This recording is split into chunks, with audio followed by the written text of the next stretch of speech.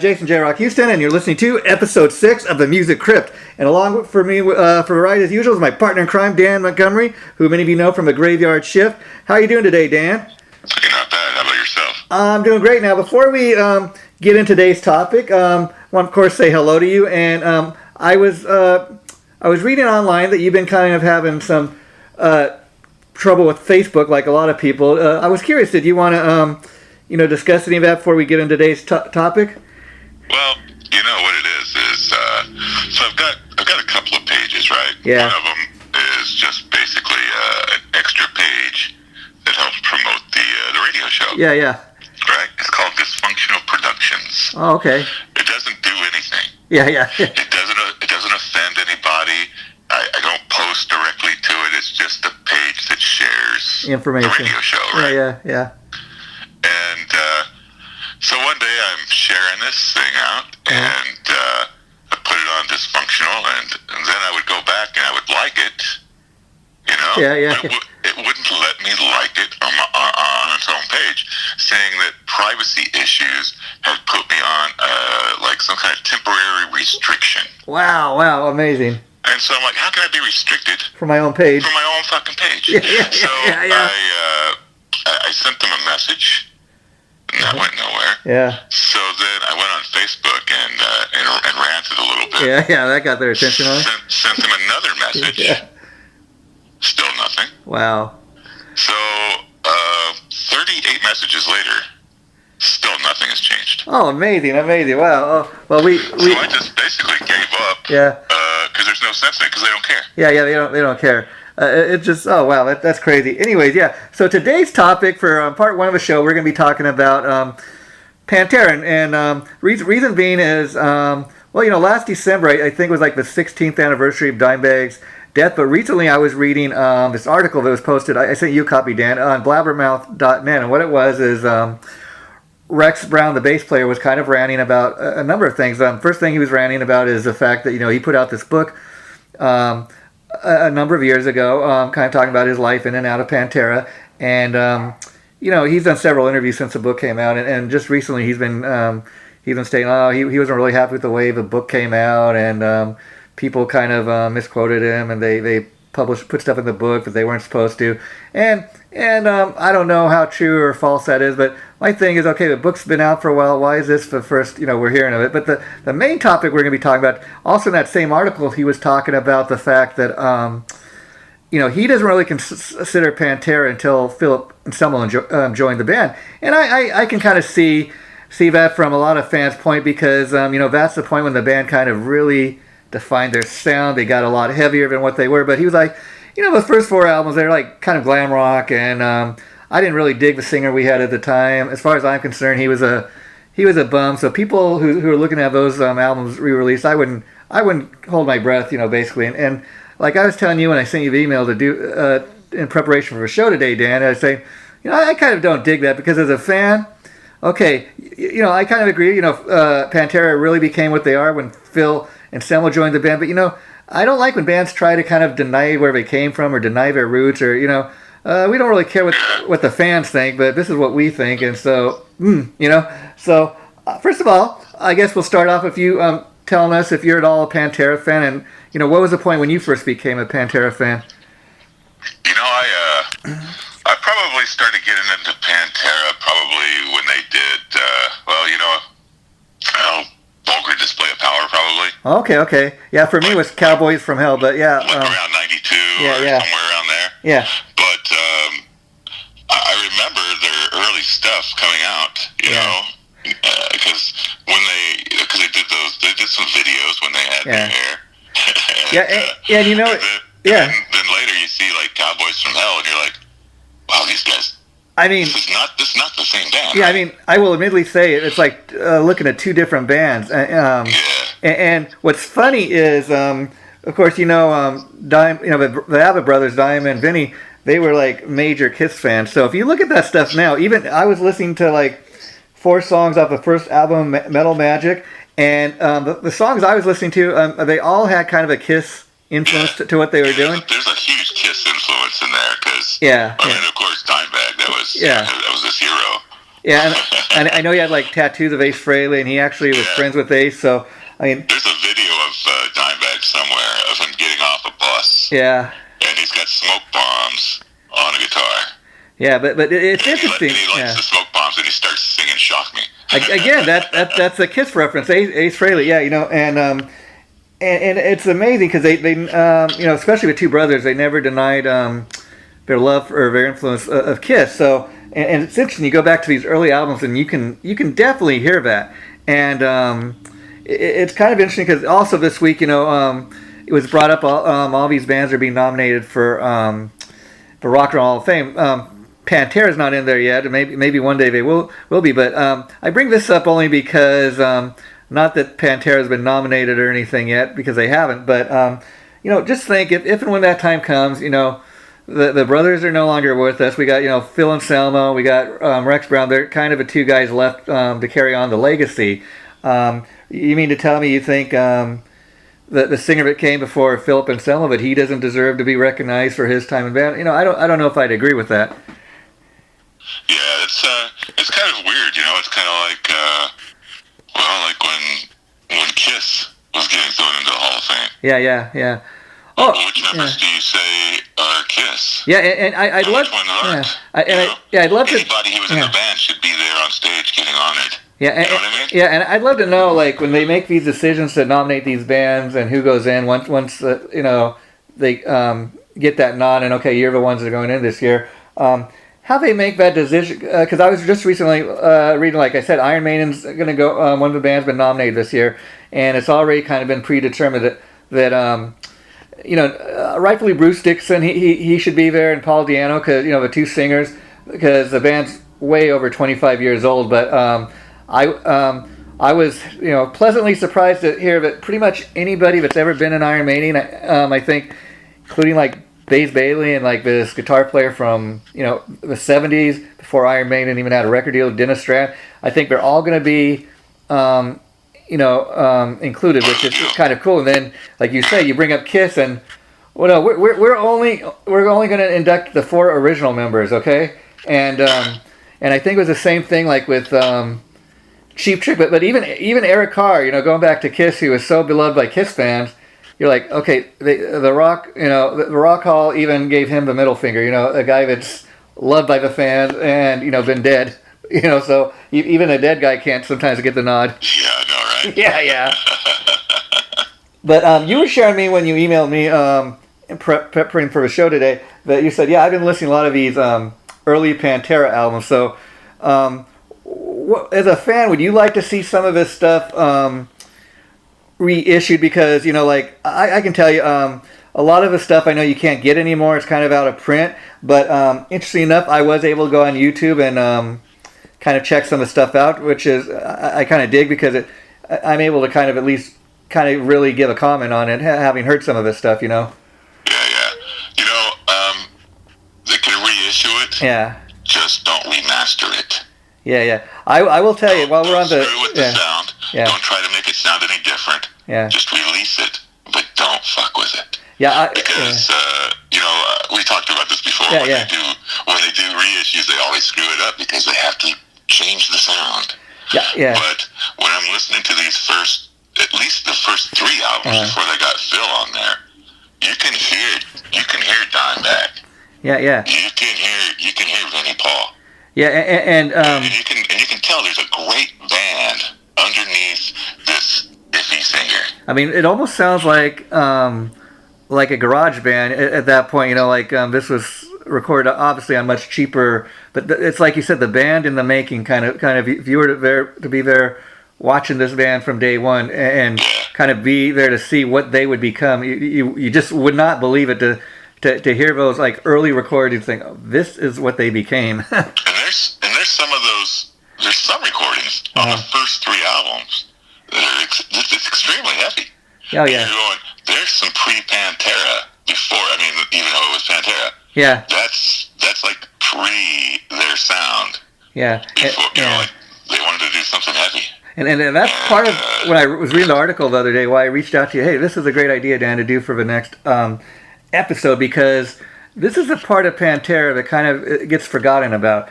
And I thought let's kind of take that Band-Aid off and kind of expose it a little. But so I was listening to some of the tracks off of I guess the first album was called Metal Magic, and anybody that thinks Pantera wasn't around until the 90s, I mean this recording Metal Magic goes dates all the way back to 1983, so that's a time frame we're talking here. And the very first song of the album, My Rocket, again I'm kind of listening to that, and before I even really get much into the song, I mean just the groove and the way this, I can definitely hear a Kiss influence. I'm thinking right away, okay, the title, My Rocket, no doubt, kind of probably is a reference to Rocket Ride, Yeah. Then the next tune I listen to is I'll Be Alright.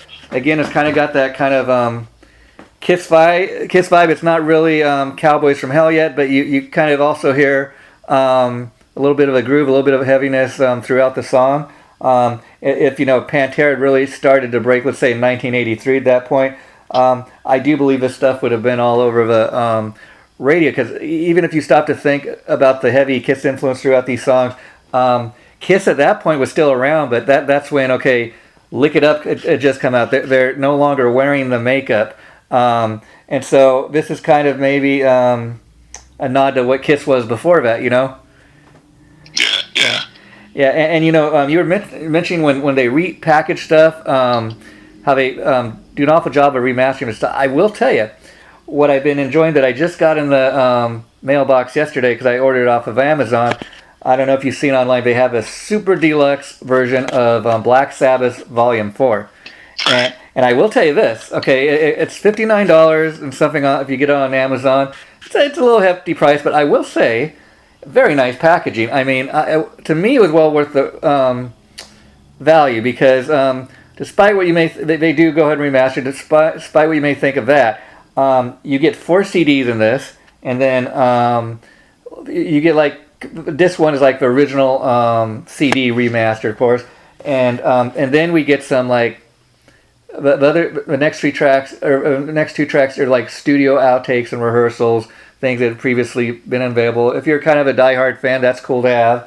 And then CD 4 is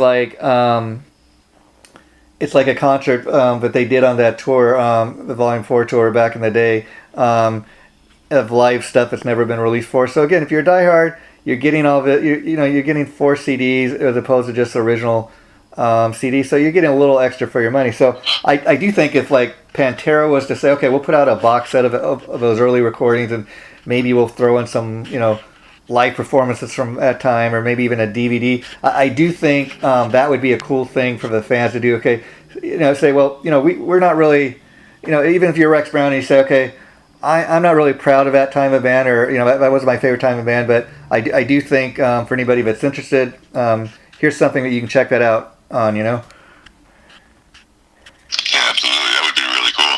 Yeah, and so Gene, talk about Kiss. I mean, Gene Simmons. I could just imagine. I mean, he's the ultimate merchandiser, and that's why there's been so much Kiss. I mean, not just CDs and videos and stuff, but I mean, if he could attach the Kiss name to anything, or he found if he found we have a lost, we have a lost performance nobody's ever seen, from the Destroyer era, and I could see him saying, oh, the fans would love us, let's put it out. That's why I don't really understand, Rex Brown saying that.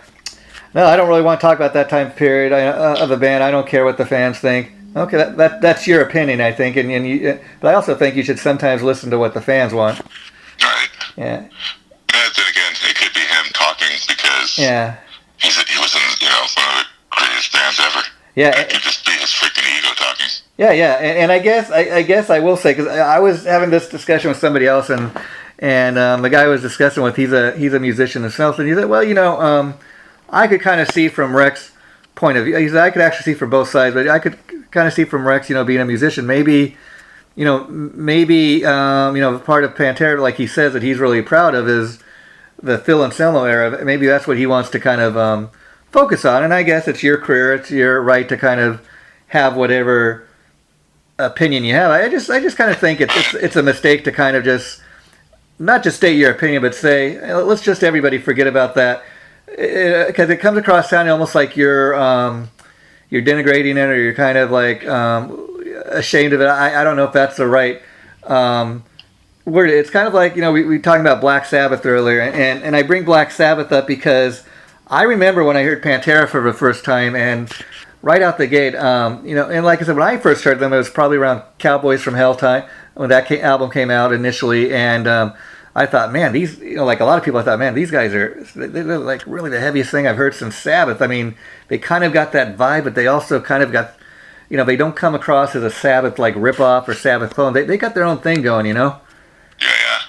And so I kind of bring it up for that, but Sabbath too, it's kind of like we were talking before about, people when they think of Sabbath, they kind of think, and I think a lot of us are guilty of this, either Ozzy or Ronnie. Sabbath is with Ozzy or Ronnie, and a lot of people, including the band, have kind of forgotten about the Tony Martin era of the band, and it's kind of interesting because Sean Peck, he's the singer like of Cage and Death Dealer, I've interviewed him a lot over the years, and he was sharing with me recently that he says, I'll tell you a funny story, because when I hear Sean Peck, he reminds me a lot of like Rob Halford about and Judas Priest and stuff, but he was telling me, I'll tell you, when I first got into Sabbath, he goes, when I first discovered Sabbath, it was their Headless Cross album. So I discovered Sabbath when Tony Martin was in the band, and then I discovered all those great classic albums with Ronnie and Ozzy after I got into Sabbath. And I said, okay, that's kind of a different take. It's kind of interesting, but I bring that up because like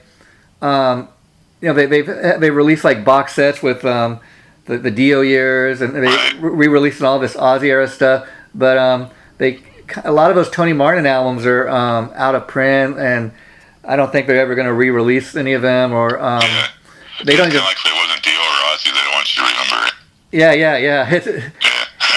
But I will tell you, getting a little off subject here, but I think 2021 is going to be like the year for Black Sabbath as far as these reissues, because we just had the Super Deluxe Volume 4, and next month they're putting out these reissues of both Mob Rules and Heaven and Hell, but again, they're going to have like, I think, get like 4 CDs in them or something, so interesting to see, Yeah, for sure. Yeah, it'll be, that's a cool way for, another generation to get into the band that didn't get to.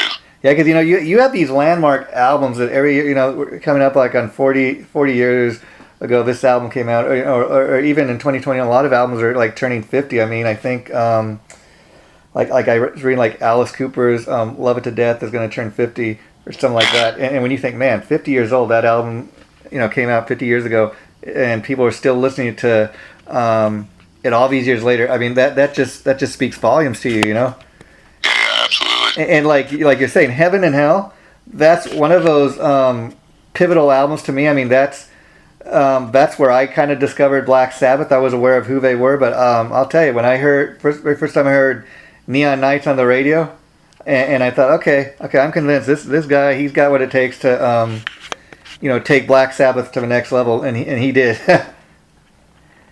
Yeah, absolutely. And again, I think, like getting back to Pantera, listening to this stuff, I've heard about it for years, and I'm finally having a chance to, okay, I'll go on YouTube, I can check some of it out, and it was almost like listening to a new band for the first time, because as great as like Cowboys from Hell and Vulgar Display of Power and all those albums are, I mean, even Reinventing the Steel, that just last year celebrated 20 years. Can you believe it's been 20 years since that album came out? I know, that's crazy. And see, we're still talking about Pantera today, and it's just interesting. But as great as those albums were, and that was kind of our introduction to Pantera, to be hearing these recordings kind of the first time, going back to the like the very first album, I'm hearing this stuff for the first time, and I can see the start of the band. And there's no denying the Kiss influence, and of course when Phil Anselmo joins the band, they become a much heavier band, and I think that's only because he was. It made sense because he sounded nothing like the original singer. I think his name was Terry Dale, and Terry Dale, I think, like the Abbott brothers, he was influenced by kind of that glam era rock stuff like Kiss and Alice Cooper maybe, and that was coming out in these early records. But when Phil Anselmo joined the band, it's obvious he had his own thing going, and he wasn't trying to sound like the original. He was trying to bring his his voice into the band and kind of make it his own, which I think he did a great job of. You know. Yeah. And so I mean these later albums, they really hold up because that is what Pantera became. And then I also, in the same article, seen Rex Brown was kind of commenting on the fact that for years since Dimebag was killed, there's been this talk about if they were ever to do any kind of reunion, that probably Zakk Wylde would be the guy to kind of fill in because him and Dime were such great buddies. Well, in this article, he doesn't really get into why, but Rex Brown's like, no, I can tell you, if we were to do any kind of reunion, Zakk Wylde would not be the guy. Now, I think it makes sense because him and Dime and Vinny were such great friends, but I think maybe, too, Rex Brown's kind of profile is kind of a little higher than what it once was because he was always kind of a quiet guy. The other three guys were always doing the interviews. Those other three guys everyone kind of talked to, but maybe he's now got he's at a place in life where the brothers have passed on. He feels more free to speak his mind, say what's on his mind, and there's really not going to be any major kind of fallout because I do think that the chances of there ever being a Pantera reunion at this point is pretty much gone. Yeah. I mean, I guess Rex and Phil could do some kind of tribute show or some kind of thing, like maybe after Dime has been dead 20 years. This is a tribute to Pantera, or we're going to have different guys get up on stage and we're going to perform. I could see something like that, maybe, but very much like when Eddie Van Halen dies. I mean, even there were those rumors that Wolfgang was like, no, I'm not going to replace my dad, no. Yeah. And Pantera, like Van Halen's one of those bands that I just don't see that the fans would go along with that, Yeah, for sure. I was talking to these guys earlier, and they said that they had that Van Halen thing going on. The Abbott Brothers did. They refused to play without each other. Yeah, oh yeah, and it makes sense because I was having this discussion with somebody about. I mean, take this from Alex Van Halen's perspective. I mean, could you imagine? I mean, not only did you lose your kid brother, but you lost your best friend, and forget about all that for a minute. But as hard as that is, but I know him and Eddie never they played all their life together. Like Eddie never played with another drummer. Alex never played with another guitar player, and they've talked over the years about how they were just so in sync with each other. Like they always knew what the other one was going to play before they even played it, and they were so in sync to the point that, as you probably know, initially Alex started out on guitar and Ed started out playing the drums, and then they kind of made the switch because no Ed, you're a much better guitar player than I am, and I'm a much better drummer. And I think to kind of have that ability to do that, say, okay, I'm not going to be the guitar god. That's your role, and you kind of accept your role. I mean, that just speaks volumes. Yeah, for sure. Yeah, and so that's I think that pretty much covers the Pantera section of the show. And now we were going to Dan get into kind of the history of Iron Man because we've been having fun talking about all these classic comics, and Iron Man is kind of one of my all-time favorites, and I remember as a kid, Iron Man's been in all kinds of media. I mean, like in the 70s, I remember it being like Iron Man animated Iron Man show and stuff, and I got some of the DVDs, and it's kind of fun to go back and watch that stuff. But in research for this, I was kind of interested to find out. Okay, again, Iron Man actually dated. It goes back all the way to 1963. It premiered in this other comic book, which I've kind of seen covers for this, but I don't even know what this is about. Tales of Suspense number 39, and you and me were talking about maybe we can kind of look into what this was, but that was the first appearance of Iron Man in this comic book called Tales of Suspense number 39, and the cover was dated March 1963. So again, very much like Spider-Man, Iron Man is kind of a child of the hippie generation. And again, when we start talking about comics, it is kind of interesting. Like a lot of people think, oh, comic books are just based on superheroes and stuff. But when you really get into something like Iron Man, it kind of goes a little a little beyond that in that it's really kind of based in science fiction. I was kind of reading on the Wikipedia origins of Iron Man.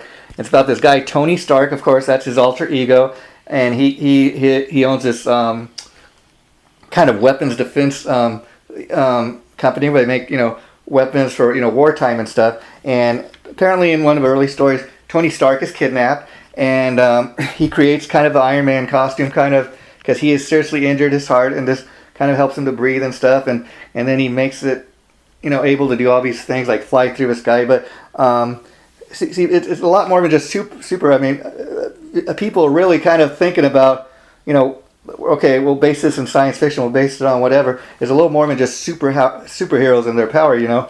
I was checking out what Stan Lee was saying about Iron Man. Yeah. And he says when he was coming up with a character, he wanted a character that everybody could like, but when he's not the superhero, he's everything everybody hated.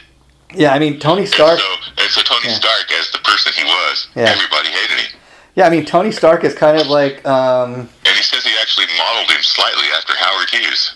Yeah, I could see that. And Tony Stark is kind of like the ultimate egomaniac. But I mean, he's a playboy. He's rich. He can kind of almost do anything he wants. And again, just going back to kind of the creation of Iron Man. I mean, Iron Man himself was created by, you mentioned Stan Lee, who was a writer and editor of it.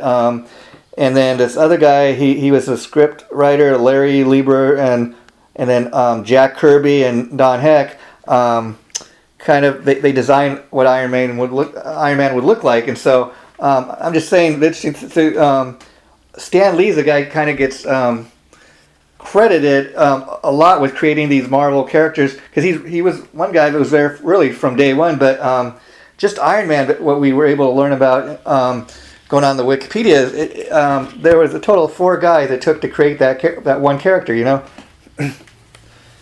absolutely. And again, it says also in 1963, Iron Man founded the Avengers along with Thor, Ant-Man, Wasp, and the Hulk. And kind of interesting, because to me, I would be kind of interested to find out, date-wise, because I don't have that information right in front of me, like, what came first, the Justice League or the Avengers? Because I always thought, okay, maybe, which I think it is, the Avengers is kind of Marvel's take on the Justice League. It's kind of like, okay, because you always think, hey, wouldn't it be cool, like, if Iron Man and Spider-Man and Superman, were all friends and they all knew each other. Again, they come from different universes, but I mean, I think that's kind of the idea. Is like with the Avengers is, okay, we're gonna have this kind of superhero team. We're gonna fight crime. We're gonna do it together, and it's kind of interesting because the Marvel movies that we're all a fan of, like the kind of the 2 main Avengers in the movies are Iron Man, which makes sense since he founded the Avengers, but you also think Captain America's kind of one of the main Avengers. But in the research I did, it says that the Avengers was formed with Iron Man, Ant-Man, the Wasp, the Hulk, and Thor, and you're like, okay, Captain America's not even mentioned at that point, so I'm thinking Captain America must came later. But of course, like a lot of things when it goes Hollywood, they kind of exaggerate things a little, Yeah. So to answer your question, the Justice League was first. Oh wow, okay. So it had it says Justice League contained Aquaman, Flash, Green Lantern, Martian Manhunter, Wonder Woman, and Superman. Now let me ask you, since I know you're kind of into this comic book stuff, Dan, being that Justice League came first, that's probably what you were exposed to first. But between Justice League and Avengers, do you have a favorite, and why?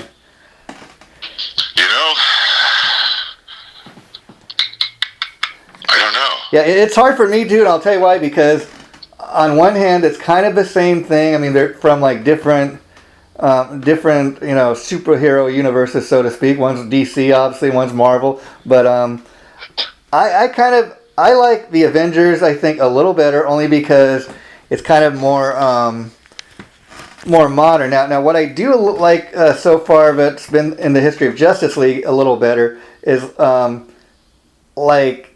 nobody has died yet. Like for example, I loved all the Avengers movie, but I remember going to see Endgame, and I had no idea. I mean, I will say for the first time, like when they review movies and stuff, they really did not spoil this, and it was kind of interesting going to a movie theater. I remember and kind of realized, oh my God, then the movie Iron Man died. Oh wow.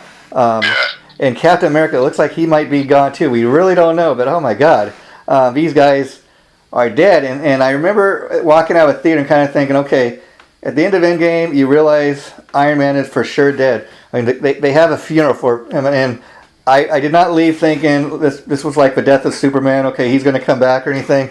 But it kind of sets it up for at that point. Like, okay, in the next movie, they're going to have all these. They're going to bring in different Avengers. Like I was all ready that they're going to bring in the Black Panther, and I'm really dying to know what they're going to do with him because, of course, the actor who played the Black Panther has died. And initially, you kind of think, okay, but they're just going to get another guy that kind of looks like him. But Marvel's kind of gone on the record. No, there's not going to be another guy to kind of come in and play that role. We're going to have another Black Panther movie. We don't know how we're going to do it, but we're going to figure out a way. So I'm kind of interested to see how they're able to do that. They should go back to maybe the first Black Panther movie. Yeah. Who was he fighting? His brother? Yeah. They should have his brother. Yeah. Be the new Black Panther, even though he's supposed to be dead, right? Did he, like, toss him off a waterfall or something like that? Yeah. See, that's the thing with these comic book movies. Again, because it is kind of based on fantasy, a lot of it, there is that possibility to do that. And then because on one hand, you're going to feel like I felt when I walked out of Endgame, like kind of, oh my God, my hero died. But again, even though it's based on fantasy, Avengers kind of supposed to take place during the war times and that. So when you realize, okay, this is supposed to be real life. This is during wartime. People die in wartime, so okay, I kind of get that. But then again, if in the next movie they say, you know what, Iron Man wasn't really dead. He just had to go into hiding.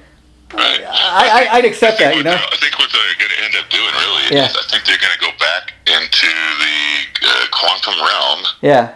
And they're going to do some time travel, and they're going to pull Tony Stark back out. Yeah, and he'll be back in the Avengers again. Yeah, I could see that. Especially, I did leave the theater feeling like with Captain America, because I left feeling, okay, we don't really know he's dead for sure. It's kind of a possibility, but they've left it kind of like you said, where possibility that he could kind of come back from the dead. I kind of think he retired, right? Yeah. When he sitting on the bench and handed the shield over to the Hawk guy. Yeah, they kind of left you kind of pondering that. It wasn't really spelled out. They could have the Hawk guy flying around in red, white, and blue. Who knows? Yeah, and I even thought too when I walked out of the theater, because there was that relationship between Spider-Man and Iron Man, which was kind of like Iron Man was his kind of mentor, into the Avengers. And I thought, okay, Tony Stark kind of showed him the way. Now Spider-Man's kind of maybe move up in the Avengers. Yeah, and then you get into the comics. Yeah. And they have so many variants of the characters. There's holy crap! I was looking and there was 50 different armors that Iron Man had. Yeah, if you go back to, I was just looking on. It's they're just trying. At some point, yeah, you got to say no more. Yeah, no more changes. You don't need to have the character be morphed from one character into another. I'm seeing that happening a lot too. Yeah, one character has now become this character too. Yeah, like we talked about with the Goblin and the Hobgoblin and all that. Kind of makes sense. Kind of like, why don't we just stick to one? But again, they got a moving target. Every time they're kind of changing the story. I like what they did. Not that it was bad. Yeah. But what they did to Hulk. Yeah. They turned him into a brainy scientist that was green.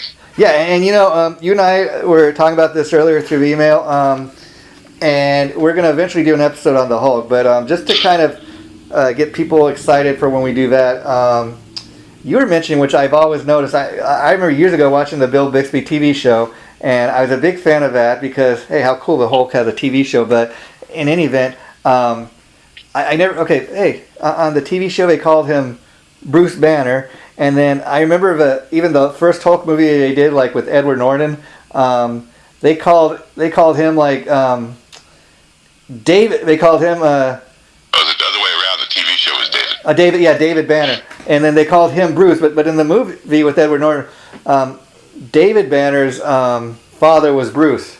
And then, like you were saying, I read the same thing somewhere that they decided they did not want to use the name Bruce because they thought it sounded kind of like a feminine name, and I don't really get that. Why you would think that? Because it rhymed. Yeah. Oh. Yeah. It was a long time ago, but I took a tour down there to Universal as a kid. Yeah. And they were at the time they were still filming the Incredible Hulk TV show down there. Yeah, and I do think. And they had this makeup thing where they actually had Bill Bixby there. And he's talking about the transformation that he goes through as they're changing him into the Hulk. Yeah. Right? Yeah. And then, right as they get to that point, as he turns into the Hulk, Lou Ferrigno busts down the doors and runs down the hallway. Yeah, and see, that's so what... I was able to get my picture taken with both of them. Oh, wow, that's cool. And, I do remember, like I said, that was really my introduction to the Incredible Hulk as a kid, seeing that TV show every week, and I can't tell you how disappointed I was when it went off, but like everything great, it eventually comes to an end, but you just made a good point. See, how many people even realize that that the Incredible Hulk was a different actor, when he got made up. Lou Ferrigno, as you mentioned, a lot of people think of Bill Bixby. Yeah, he was the main character, but yeah, a lot of people don't realize all that went into putting on that one TV show. Yeah, it was a pretty cool deal to see what was going on. And see, I do think that for a lot of people, I think the guy they got playing the Hulk now, he's probably the best one as far as they've had in the movies, because I like the Edward Norton movie, but I don't know why they haven't been able to really make a solid Hulk movie.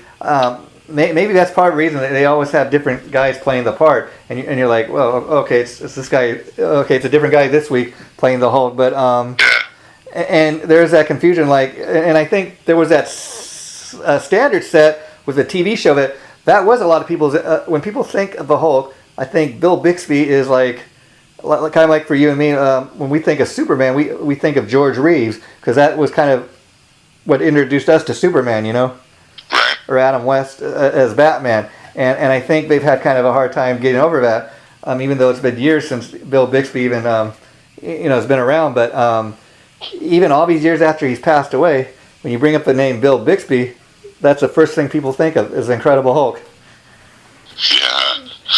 Yeah, and I got to say too, another thing I loved about Iron Man is, specifically Iron Man 2, was I loved how they made they put AC/DC into that, and the soundtrack for Part 2 was AC/DC. I like all these great classic AC/DC songs that we grew up on. I mean, all those songs fit in with that movie. It fit in with Iron Man. Yeah, that's for sure. Yeah, and so I love when Hollywood and kind of classic rock kind of fits together. You get two of our favorite things kind of combined into one. Yeah, you have to get two classics to make something modern. Yeah, and that's why I do kind of agree with, like you said, with reference to Iron Man having all these different suits and everything. Kind of stick with the classic. Kind of stick with what works. I dare say you can maybe even change a costume once or twice, but to have 39 different models, it doesn't really. Yeah. See, as I was checking out, going over some of the Iron Man stuff, it's like, why would you need a Thor Buster armor? Yeah. I thought Thor was a good guy. Yeah, and then also like I was talking with the Avengers about kind of walking out of Endgame, kind of having that disappointment. Oh man, my Iron Man, my hero, he's dead, he's gone. They had a funeral for him, okay? And then I'm thinking, okay, so in the next movie, which we're still waiting on because of all this COVID stuff, okay, they're gonna bring in the new, maybe some newer Avengers. And I gotta say, the other thing I loved about Endgame, I loved how they combined Guardians of the Galaxy with the Avengers. So in the next movie, those guys are going to be in that a lot more now. Yeah. And Guardians of the Galaxy, I'm waiting to see what they do with that because they've had like 2 great movies, and then they were in Endgame.